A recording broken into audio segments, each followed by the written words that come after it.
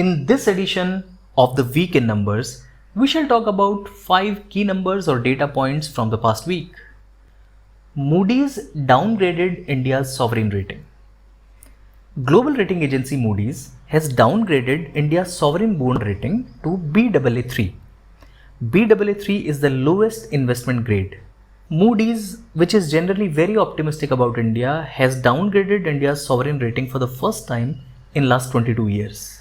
The last such downgrade came in 1998 in the aftermath of the Pokhran nuclear test. In November last year, Moodys reduced the outlook on India's sovereign rating from stable to negative due to a slowdown in growth and the rising debt levels of the central government.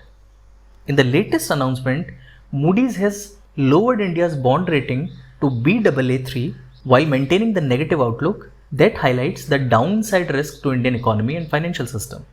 Moodys has also projected India's GDP growth to be 0% in the current fiscal year.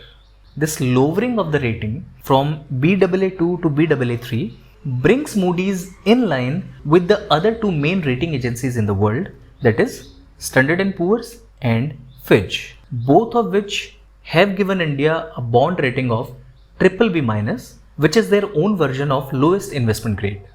However, Moody was categorical that while this downgrade is taking place in the context of coronavirus pandemic, it was not driven by the impact of the pandemic. Moodys has given 4 major reasons for this downgrade, which are weak implementation of economic reforms, relatively low economic growth over a sustained period of time, a significant deterioration in the fiscal position of government both at central and state levels, and the rising level of stress in India's financial sector. Impressive Q1 result for Zoom. The cloud-based video conferencing platform Zoom has announced its financial result for the first quarter ending 30th April. This was Zoom's first earning report since the coronavirus pandemic catapulted it from an unknown video service to a household name. At $328 million, Zoom's total revenue for the quarter witnessed an increase of 169% year-on-year. The number of people attending Zoom meetings on any one day peaked to 300 million a day in April from just 10 million in December. The company's share prices is up by 152% over the last year, and its market value has increased to $58 billion in April from just 19 billion over a quarter ago. According to the Bloomberg Billionaire Index, Zoom's founder Eric Yuan is now the 146th richest person with a wealth of approximately $11 billion. However, investors and analysts are concerned about Zoom's ability to cope up with the competitors. Microsoft Teams, Facebook Messenger Room, and Google Meet, all the three are adopting aggressive strategies to make inroads into the video conferencing segment. Meanwhile, Zoom is struggling to rebuild its reputation after a series of security and privacy loopholes surfaced. These include sending the user data to Facebook, implying that the video calls are end-to-end encrypted while they were not, and Zoom bombing, when uninvited guests join video calls, usually with offensive results. A number of companies, including the Government of India, have instructed its employees not to use the Zoom services. European Union unveiled COVID-19 recovery plan.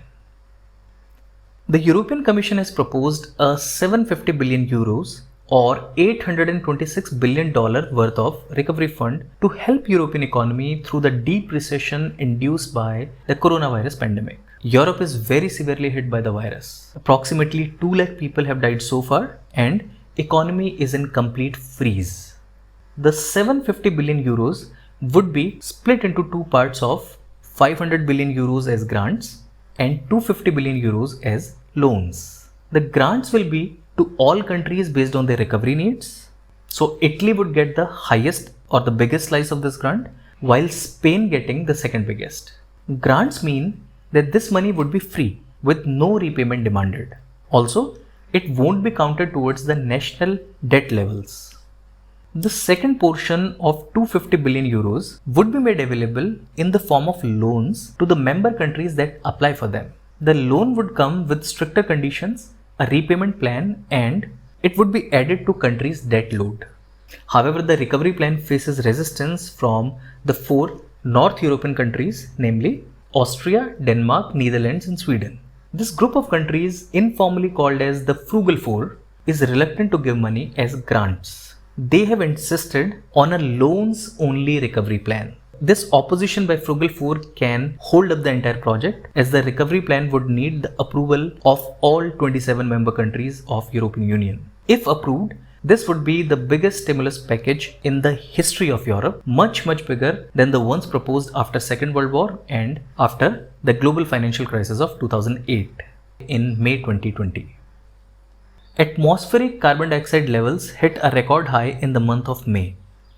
According to the data released by the US National Oceanic and Atmospheric Administration, the amount of CO2 in the air in May 2020 was 417 ppm or parts per million. This is the highest monthly value recorded ever in human history. The rise in CO2 concentration in atmosphere may sound surprising in the light of pandemic and the associated lockdowns that led to a sharp decline in global emission of greenhouse gases. But the total amount of CO2 in atmosphere is driven not only by human activities but also through the process on the land, especially in the forests and in the oceans that fluctuate on a yearly basis. According to the scientists, carbon dioxide emission due to human activities must be reduced by 20 to 30% over next 12 months in order for this increase in atmospheric CO2 to slow down in any significant way. Scientists warn that we are on course to reach 550 ppm CO2 level by mid-century. At this level of CO2 emission, it would become impossible to achieve the goals of Paris Climate Agreement, which seeks to limit global warming to below 2 degrees Celsius over pre-industrial level. Akshay Kumar is the only Indian in Forbes' highest paid celebrities list 2020. Out-earning Hollywood stars like Tom Cruise and Brad Pitt, Akshay Kumar is the only Indian to feature in Forbes' 2020 list of highest paid celebrities. The list is topped by Kylie Jenner, followed by Kanye West and Roger Federer at the second and third spots. Akshay Kumar is at 52nd rank in the list. The rank also matches with his age. He earned a staggering $48 million or 365 crore rupees last year. According to media reports, he charges 54 crore rupees per film. Along with acting fees, Akshay Kumar also demands a part of the profit for some movies. Apart from movies, he draws a very hefty income from brand endorsements also. Financial Express reported that he charges 2 to 3 crore rupees per day for representing a brand. His production houses, Hariom Entertainment and Grazing Goats Pictures also contributes to his income. Forbes has put Akshay Kumar's collaboration with Amazon Prime for his digital debut series, The End, as one of the reasons for him being on the list of the highest paid celebrities this year. This edition of the Week in Numbers concludes here. We'll see you next week with the other key numbers.